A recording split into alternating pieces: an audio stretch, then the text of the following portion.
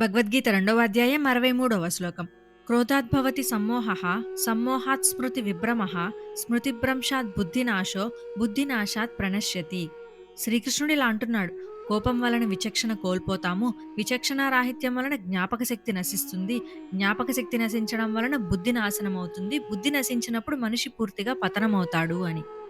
క్రితం శ్లోకంలో శ్రీకృష్ణుడు కోరికల నుండి క్రోధం ఉత్పన్నమవుతుందని చెప్పారు. ఇప్పుడు ఆ క్రోధం మన జీవితాన్ని ఎలా నాశనం చేయగలదో వివరిస్తున్నారు. కోపం వచ్చినప్పుడు ఒక మనిషి ఏం మాట్లాడుతున్నాడో, ఏం చేస్తున్నాడో తెలియకుండానే చేస్తాడు. తర్వాత ఎందుకిలా చేశానని పశ్చాత్తాపడతాడు. ఇదంతా కేవలం కోపం మన వివేకాన్ని కప్పివేయడం వలనే. ఈ కోపం చిన్న భావోద్వేగం కాదు. ఒక్కసారి మనసులోకి వస్తే అది అలజడి సృష్టించి మన బుద్ధిని, జ్ఞాపక శక్తిని, వివేకాన్ని అన్నిటినీ దెబ్బతీస్తుంది. బుద్ధి బలహీనమైతే మనం సరైన నిర్ణయాలు కూడా తీసుకోలేము. చివరికి ఆత్మనియంత్రణ కోల్పోయి పతనం అవుతాము అని ఈ శ్లోకం చెప్తుంది. అందుకే ఇంద్రియ నిగ్రహం, ప్రశాంతత మనకి చాలా అవసరం.